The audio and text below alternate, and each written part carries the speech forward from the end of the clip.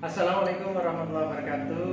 Salam sejahtera bagi kita semua, rekan-rekan mahasiswa STB Sains Surakarta yang saya banggakan. Pada kesempatan hari ini kita akan pelajari materi tentang uji asumsi klasik. Materi ini sangat penting sekali apabila Anda nanti menyusun skripsi atau tugas akhir Anda, khususnya bila penelitian Anda menggunakan kelompok penelitian kuantitatif. Oleh karena itu, pada topik ini, topik utamanya adalah kita lihat di slide berikutnya. Topik utama kita bahwa persyaratan statistik itu untuk memenuhi sifat dari base, linear, unbiased, dan estimator atau yang dikenal dengan singkatan BLUE. Base maksudnya adalah garis regresi yang dihasilkan untuk melakukan estimasi harus memiliki error yang terkecil. Pada pertemuan sebelumnya saya sudah jelaskan bahwa standar error, tingkat kesalahan dalam penelitian sosial itu maksimal adalah 5% dengan 95% tingkat kebenaran secara ilmiah. Untuk eksak, tingkat kesalahan atau standar error itu adalah 1% dengan tingkat kebenaran secara ilmiah adalah 99%. Sehingga khususnya dalam penelitian untuk mengetahui pengaruh atau hubungan antara variabel bebas dengan variabel terikat, misalnya menggunakan model regresi sederhana atau regresi berganda, tentu penerapan uji asumsi klasik ini dibutuhkan. Yang pertama adalah harus memenuhi base. Jadi garis regresinya memiliki tingkat kesalahan yang terkecil. Berikutnya BLUE, yang kedua adalah L. L itu kepanjangan dari linear. Oh iya, saya lupa.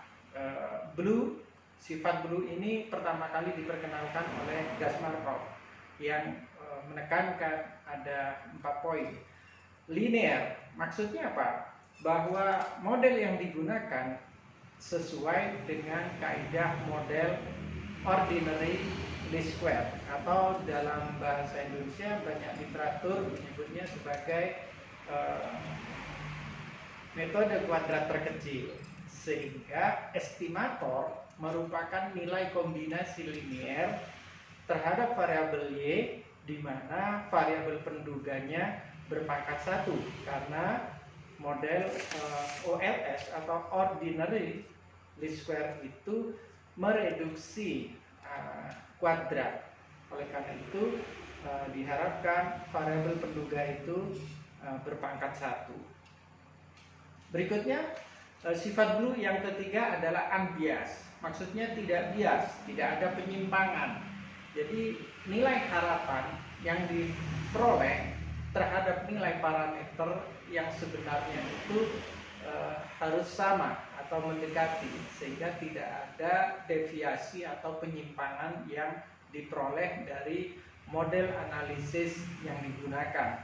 Yang terakhir, yang keempat, BLUE yang keempat adalah estimator. Maksudnya bahwa dalam model yang diterapkan memiliki nilai varian terkecil di antara varian yang lain, sehingga harus terpenuhi. Nah, terpenuhinya sifat BLUE khususnya dalam teknik analisis regresi, di mana dalam teknik analisis regresi itu diperlukan suatu metode untuk menduga parameter agar memenuhi sifat BLUE tadi. Nah, metode yang digunakan tadi sudah saya jelaskan adalah metode kuadrat terkecil atau OLS, ordinary least square. Nah, untuk bisa menerapkan metode OLS, metode kuadrat terkecil ini memiliki asumsi yang harus dipenuhi. Nah, apa itu asumsinya? Yang pertama, bahwa data harus mengikuti sebaran normal. Jadi data itu harus mengikuti sebaran normal. Oleh karena itu nanti akan diuji, asumsi klasiknya adalah uji normalitas. Kemudian yang kedua, harus terpenuhi homokedastisitas, jadi bukan heterokedastisitas. Yang ketiga adalah tidak boleh terjadi gejala multikoliniaritas dan tidak boleh terjadi gejala autokorelasi. Nah, oleh karena itu mari kita akan bahas lebih dalam tentang hal ini. Kita lihat sebagai pengantar, penelitian dengan pendekatan kuantitatif memerlukan uji statistik yang biasanya dikenal dengan uji asumsi klasik.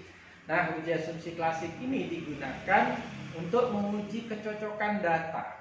Itu yang paling penting, untuk menguji kecocokan data khususnya apabila diterapkan pada model analisis regresi ataupun analisis jalur. Sehingga uji asumsi klasik ini sangat penting, tidak bisa terpisahkan supaya sifat base, linear, unbased, dan estimator itu bisa terpenuhi pada penerapan model analisis regresi. Baik, kita lanjutkan. Jenis asumsi klasik kita kenal ada uji normalitas, multikoliniaritas, heterokedastisitas, dan autokorelasi. Ada 4 uji asumsi klasik itu kita akan pelajari bersama-sama. Yang pertama adalah uji normalitas. Nah, itu apa itu uji normalitas? Kita lihat. Uji normalitas adalah uji asumsi untuk mengetahui apakah data penelitian memiliki distribusi secara normal atau tidak.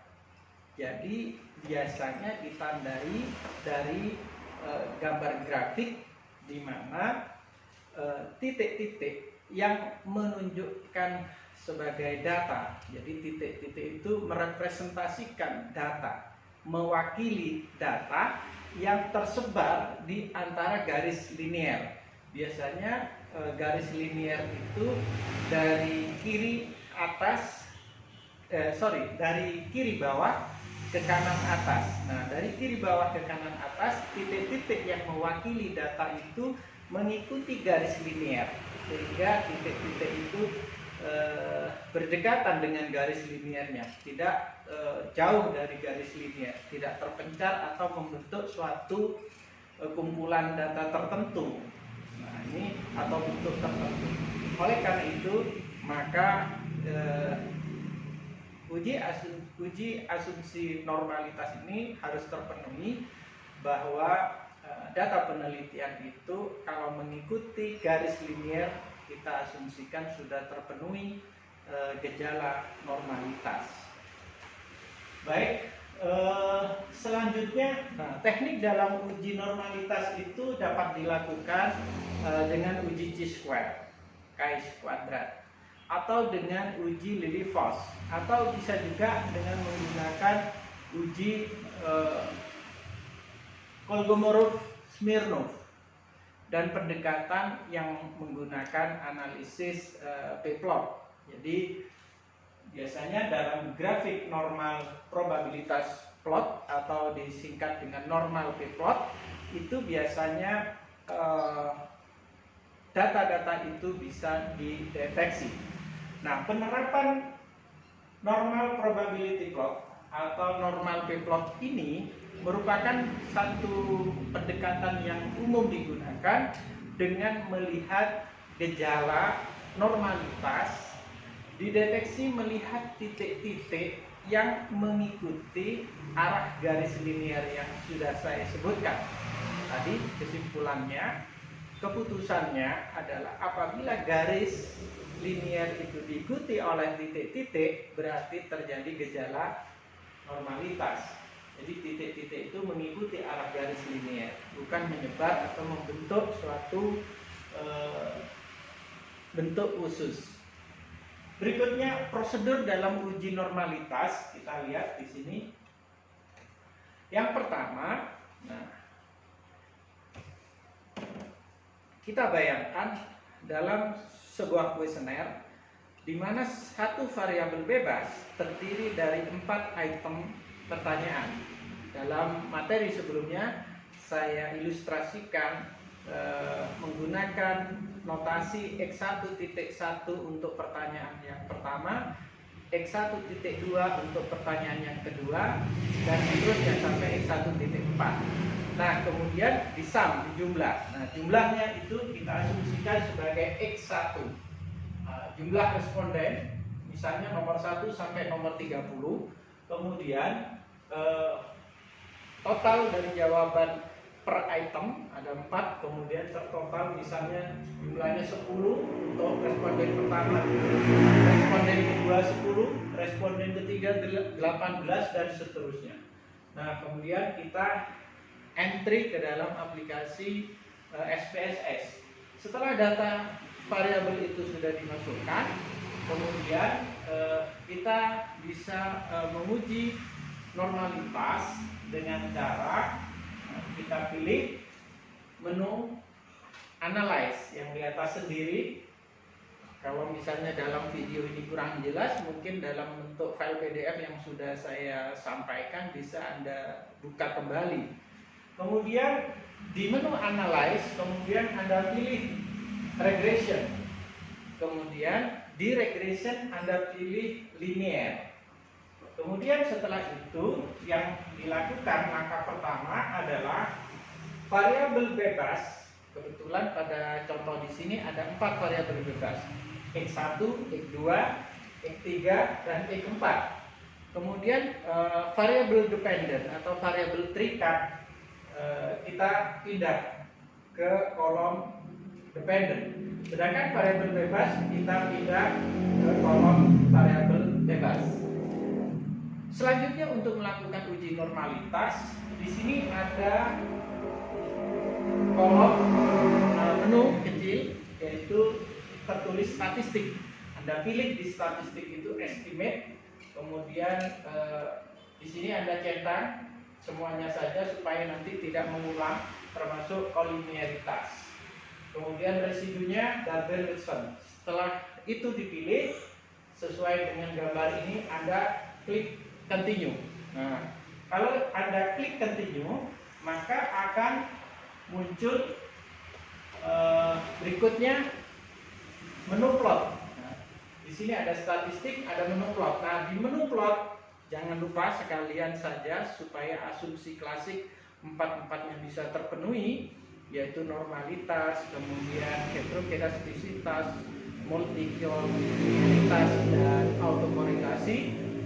Sekaligus dengan menu plot di sini. Plot kita pilih di sini di Y, scatter plotnya di Y itu kita isi SD resid, maksudnya standar deviasi residu. Kemudian di X-nya kita pilih Z-pred. Jadi di sini ada SD resid, kita klik, kita pindahkan ke Y, kemudian Z-pred kita masukkan ke X. Setelah itu di sini akan muncul normalitas probability plot.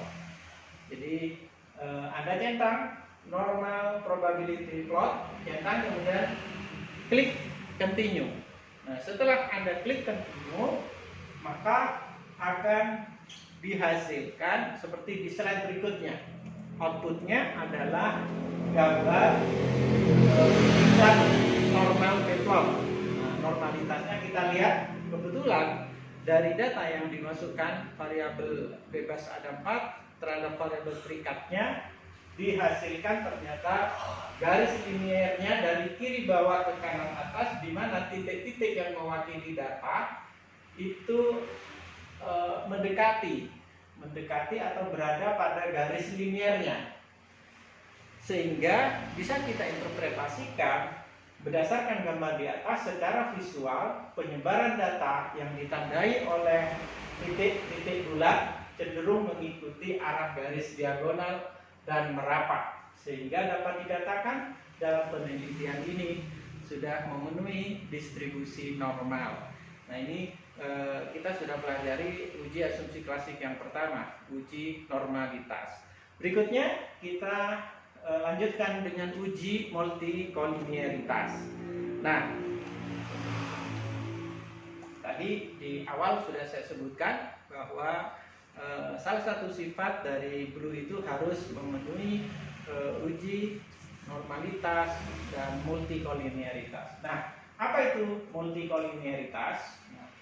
Dalam uji multikolinearitas ini merupakan satu uji asumsi klasik untuk mengetahui apakah variabel bebas atau variabel dependen pada model regresi itu saling berkorelasi.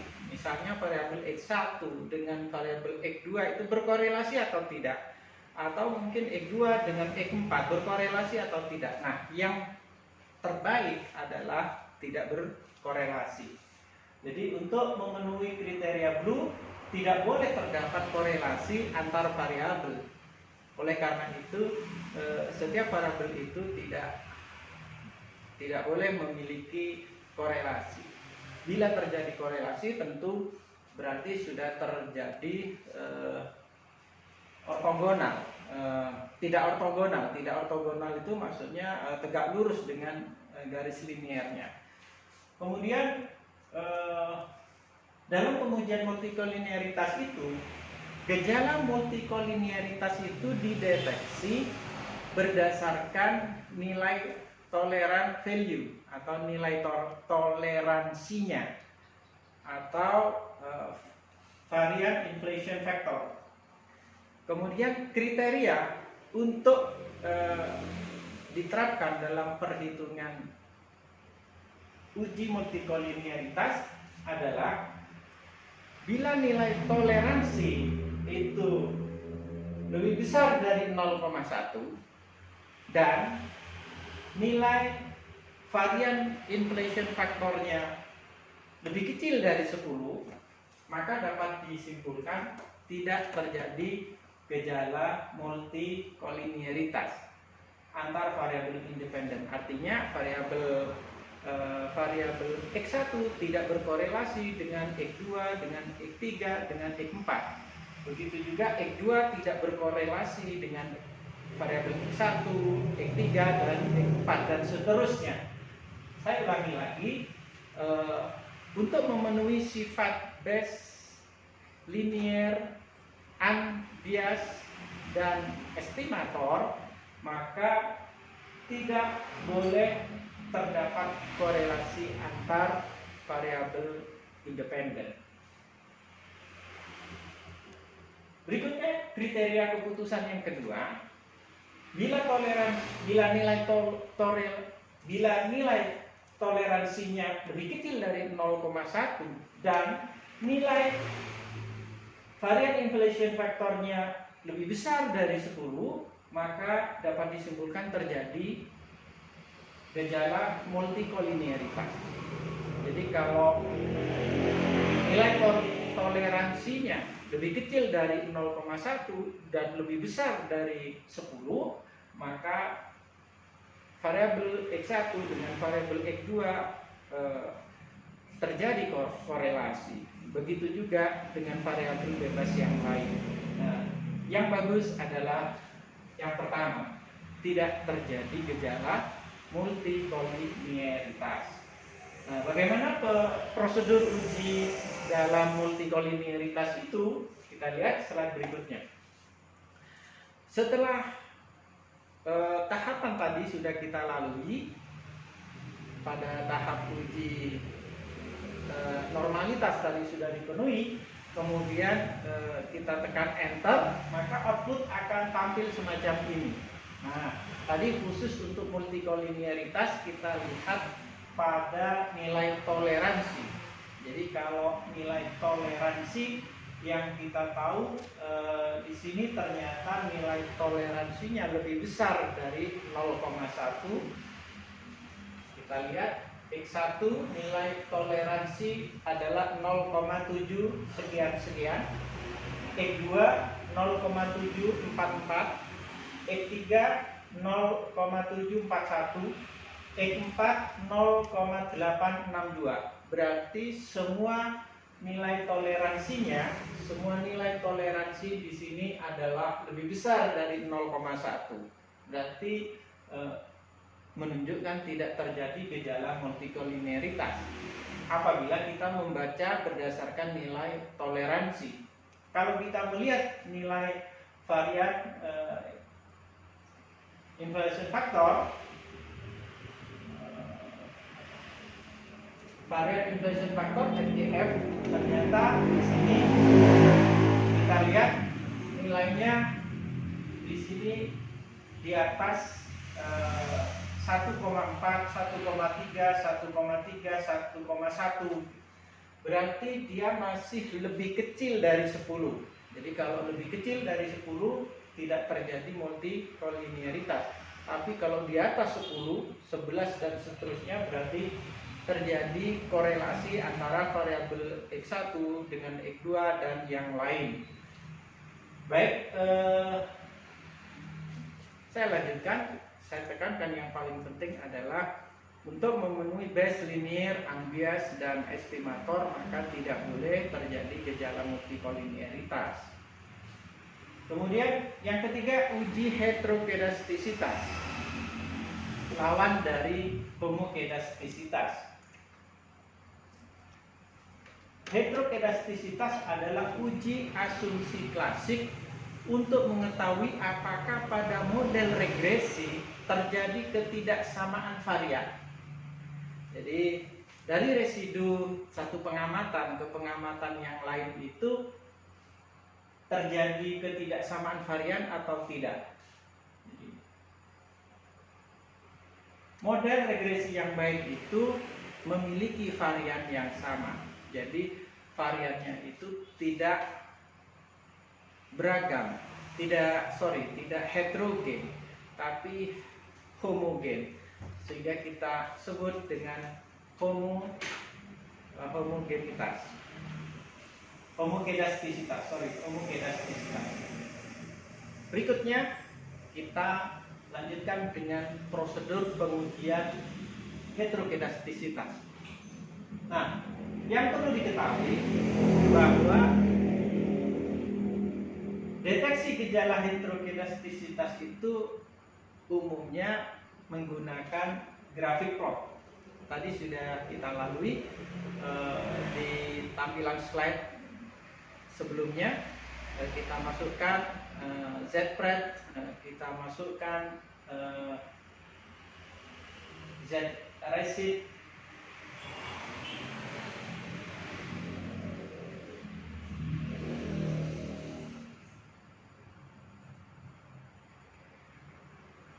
nah ini kita masukkan Z-pred, kita masukkan SD-resid, tujuannya untuk menghitung heterokedastisitas.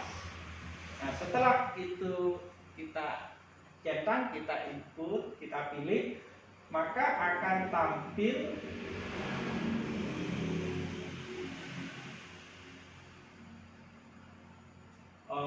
sebelum tampil outputnya, saya jelaskan dulu kriteria keputusan yang digunakan. Nah, ini sangat penting sekali bahwa uji heterokedastisitas itu menggunakan scatter plot, hampir sama dengan normalitas ya. Bila pada grafik scatter plot terlihat titik-titik yang membentuk pola tertentu dan teratur, misalnya membentuk gelombang, melebar atau menyempit, maka terjadi gejala heterokedastisitas. Nah, yang baik yang bagaimana? Yang terjadi homokedastisitas. Jadi kita tidak mengharapkan penelitian yang kita lakukan ternyata model regresi yang diterapkan menghasilkan gejala heterokedastisitas. Nah, ini harus kita hindari. Sebaiknya lah kita bisa terpenuhi homokedastisitas. kriteria keputusan yang kedua adalah bila pada grafik scatter plot terlihat titik-titik menyebar di atas dan di bawah angka 0. Nah, ini sangat penting. Jadi nanti gambarannya dalam grafik tentu ada titik 0 yang positif dan yang negatif ke bawah. Nah, garis 0 kita tarik garis tengah itu. Apabila titik-titik itu berada di atas dan di bawah garis 0, artinya tidak membentuk gelombang, tidak membentuk melebar atau menyempit, tapi dia teratur berada di atas dan di bawahnya, menyebar begitu, sehingga kita bisa katakan tidak terjadi gejala heterogenestisitas. Nah, berarti terjadi sebaliknya, yaitu homogenestisitas. Nah, kita lanjutkan dengan prosedur pengujian heterogenestisitas. Nah, tadi sudah dimasukkan SD resid, Z pred, kemudian kita tekan continue. Jadi pada scatter plot, di plot itu menu kita pilih seperti ini. Kemudian nanti outputnya adalah seperti tampak pada slide berikutnya. Di sini ada garis 0, minus 1, 1. Nah, ternyata titik-titik yang mewakili data itu menyebar ada di atas dan di bawah 0 gitu. Jadi dia tidak membentuk gelombang, tidak menyempit atau membentuk pola tertentu, tetapi dia menyebar berada di atas dan di bawah garis 0, berarti tidak terjadi masalah atau tidak terjadi gejala heterogenestisitas. Artinya yang terjadi adalah homogenestisitas, berarti itu yang diharapkan. Jadi yang seperti inilah uji asumsi klasik heterogenestisitas itu berarti tidak terpenuhi. Yang terpenuhi adalah homogenestisitas. Ini yang diharapkan, sehingga sudah memenuhi sifat dari base linear, unbiased, dan estimator atau blue tadi. Selanjutnya yang terakhir adalah uji autokorelasi. Nah, ini sangat penting sekali. Uji autokorelasi adalah uji asumsi untuk mengetahui apakah terjadi korelasi antara residu pada periode saat ini dengan residu pada periode yang lalu. Nah, biasanya kan kalau penerapan untuk mengetahui autokorelasi ini mutlak untuk penelitian-penelitian dengan data time series. Misalnya data time series itu dari 5 tahun terakhir, 10 tahun terakhir, misalnya 2019, 2018, 2017, 2016, 2015 dan seterusnya. Ini merupakan data time series. Maka dari itu uji autokorelasi itu mutlak dilakukan. Tujuan dengan uji autokorelasi ini untuk mengetahui terjadinya korelasi antara residu saat ini dengan periode sebelumnya. Nah, bagaimana yang baik? Untuk memenuhi kriteria sifat blue tadi, maka model regresi itu harus terbebas dari autokorelasi.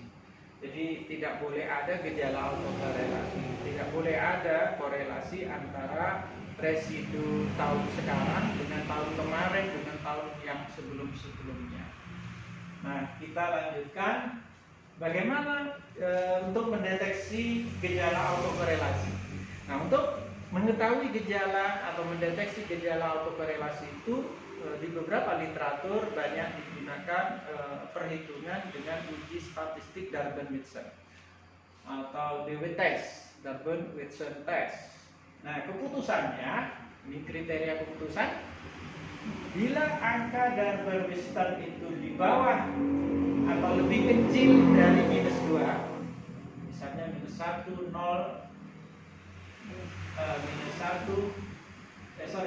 lebih kecil dari minus 2, minus 1, kemudian 0, bila angka Durbin-Watson lebih kecil dari minus 2, berarti ada autokorelasi yang positif. Jadi di bawahnya minus 2, minus 1, 0, 1, 2, 3 dan seterusnya. Berarti terjadi autokorelasi, tetapi korelasinya itu setiap residu positif. Berikutnya, bila angka dan Bernstein berada di antara minus 2 sampai dengan 2, minus 2 sampai dengan 2, berarti tidak ada autokorelasi. Minus 2 sampai dengan plus 2. Jadi minus 2, minus 1, kemudian 0, kemudian 1, sampai dengan 2 berarti tidak ada autokorelasi atau tidak terjadi korelasi residu antara tahun atau periode saat ini dengan periode sebelumnya. Yang ketiga, bila angka dan Bernstein itu di atas plus 2 berarti ada autokorelasi juga, tapi autokorelasinya negatif. Kebalikan dari yang pertama tadi. Kalau dia lebih kecil dari 2 berarti autokorelasi positif, tapi kalau lebih besar dari 2 adalah negatif. Jadi yang bagus berkisar di antara minus 2 sampai dengan 2. Jadi minus 1, minus 1, 0 dan 1, maka tidak ada autokorelasi. Nah, saya rasa pada penelitian Anda, uji autokorelasi ini juga harus dilakukan, khususnya apabila data yang Anda masukkan, yang Anda teliti itu merupakan data time series, data berdasarkan periode. Kemudian prosedur uji autokorelasi setelah tadi dipenuhi pada proses analisa uji asumsi normalitas di awal tadi sudah dilakukan semuanya, maka akan tampil output di sini. Di model summary ada keterangan nilai Darben-Watsonnya. Ternyata nilainya 1,7, berarti 1,761. 1,761 berarti dia berada di antara nilai di atas minus 2, tapi dia di bawah plus 2, berarti tidak terjadi autokorelasi. Nah, ini yang sangat diharapkan dalam satu sifat blue tadi, Bayes linear unbiased estimator. Jadi maka metode untuk menduga parameter itu sudah terpenuhi. Tadi sudah normalitas, sudah heterogenastisitas, multikolinearitas, dan terakhir autokorelasi, semuanya sudah memenuhi sifat dari blue, Bayes linear, unbiased, dan estimator. Nah, berarti model regresi yang digunakan sudah memenuhi kecocokan data untuk diterapkan dengan model statistik tersebut. Nah, demikian materi tentang uji asumsi klasik ini. Mudah-mudahan pada materi uji asumsi klasik ini Anda bisa mendapatkan manfaat dengan melengkapi uji statistik yang harus Anda gunakan, termasuk untuk menguji parameternya. Oleh karena itu, semoga uji asumsi klasik ini bermanfaat untuk Anda, bisa Anda terapkan dalam skripsi Anda. Sekali lagi, atas perhatian Anda saya ucapkan terima kasih, dan tidak lupa saya juga berpesan supaya Anda bisa menjaga diri, tetap mematuhi protokol kesehatan, jaga jarak, menggunakan masker, cuci tangan, dan juga selalu menjaga kebersihan dan tidak ikut dalam satu kerumunan supaya tidak rentan tertular virus COVID-19. Baik, terima kasih rekan-rekan mahasiswa, mahasiswi semuanya. Saya ucapkan terima kasih. Billahi taufiq wal hidayah. Wassalamualaikum warahmatullahi wabarakatuh. Salam sejahtera untuk kita semua.